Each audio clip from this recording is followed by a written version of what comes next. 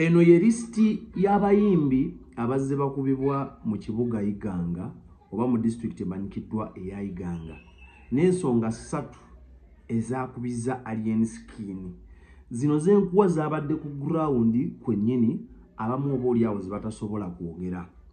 Omuyimbi eyasooka okubibwa mu kibuga Iganga, kankujukize, Iganga kibuga kirimu evvubuka oba abavubuka abakola obubiina oba squads betuyita nti abageto youth bali mu kibuga Iganga bangi nnyo. Abavubuka abo abanywa enjaga, abanywa ebiragalalagala, abatagala bamanyira ate nga bakambwe, bazze batuuza disciplinary committee ku bayimbi bano wammanga. Omuyimbi yasookera ddala okubwa mu Iganga nga wamaanyi bangi abazze bakubibwa, nero ngenda kuwa ku bayimbi abatono betumanyi abanene.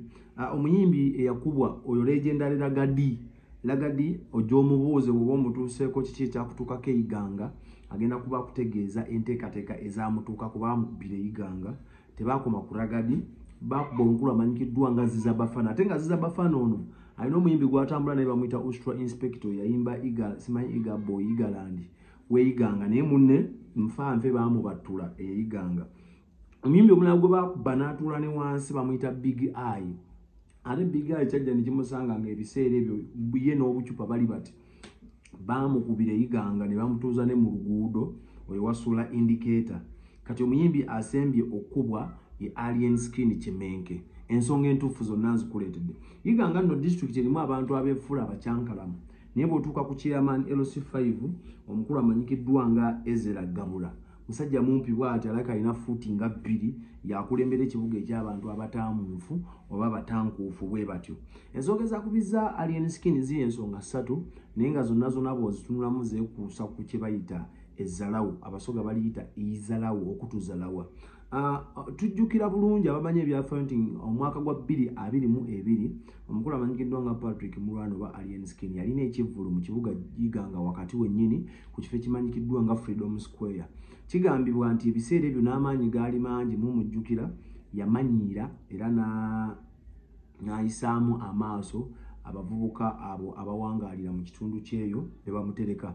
Kati ekyo ne bakitereka bo nga ab'Iganga. Tebakomye ku ekyo, Alien Skin bwe yabadde atuuka ne babbawunsa, waliwo baddooga abo abayagadde omubbongako. Kati nga bano babbawunsa bomanyi abatambulira ku bayimbi abo bawooloolo bapikkerera abo amagaali ne babakubba enkokola ne babalemesa otuukirira Alien Skin. Kati olwo ezzalawo ne liwera ng'ago amazalawo ga mirundi 2, omusogo akoba ga mirundi 2. Kati ekyasinze okumalamu eggobe mu kibya, Alien Skin yafunye welcome yabadde nnungi era kikize kigaane, yafunye performance yabadde nsufu okuzaama, abantu yabawanisiza emikono.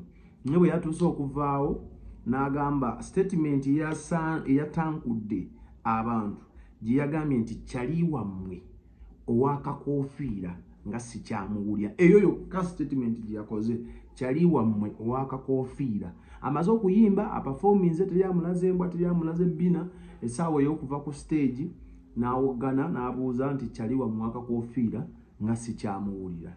Baasi abaana ne bagenda ne beekolamu ne bakuŋŋaanya squad yeewo ne bamulinda ne bakuba ebyaddala baabakubye awatali kulimba, baabakubye amayinja ganyose mu kibuga Iganga.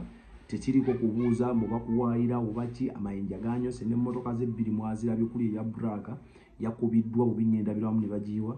Waliwo ne gye yalese ku petrol station nayo ne bagikuba bubi nnyo. Era ne poliisi yavuddeyo nekakasa, poliisi y'omu kibuga Iganga yavuddeyo nekakasa obulumbaganyo bwagenze mu maaso okolebwa ku Alien Skin. Era bo ne bategeeza nti bakyagenda mu maaso n'okukola okunoonyereza. Abamu babuuza nti security yabaddewa okulaba nga enemesa bano abavubuka abavuddeyo okuwa bo bagamba babadde bamuwa discipline. Njukira wabadde mukolo gwe NRM ng'abantu be NRM omuli ne Prime Minister omukulu amanyikiddwa nga Robina Nabbanja babaddemu. Kati nga security yonna erina okukuuma omukolo ogwo nga buli kimu amaaso bagatadde wali eri. Kati awo abaana ne balyoka bakasuke ejjinja ng'omwana awoza kimumu n'olina kweyibaale mpakweyibaale, abaana bakasuke eyibaale mu ibbanga.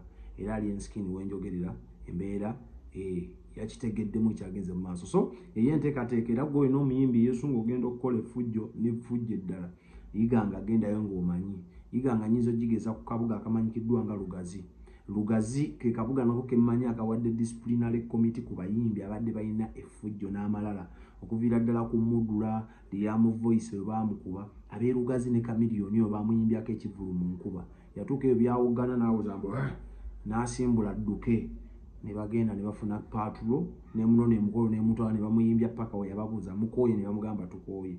So obugo abayimbi nga mubukolamu ebivulu mulina okubaawo ya nti bo bakoowa amalala n'ekibyefaananiriza abasoga tibenda abazalawa bwe batyo babisenga bakuba omukulamanyikiddwa nga Alien Skin nga ate nze kineewuunyisa Alien Skin alina eggaali y'abaana abamutambulirako naye emiwunyo nga gino bwe gibaawo tebalabibwako nga bakomanda Mudogo n'abalala balabwako nnyo nga bakuba ngatto naye wano eno tewali abalabyeko bantegeeza nga wali buli omu ayiyeeko kakokola tondeka nnyuma ddukambiro Chief Medi mukulu yantegeezezza yayingidde kasooli omusoga gwayita Duuma nga ne bw'omuyita otya tafufula so embeera bwe tuyatambudde mu kibuga Iganga.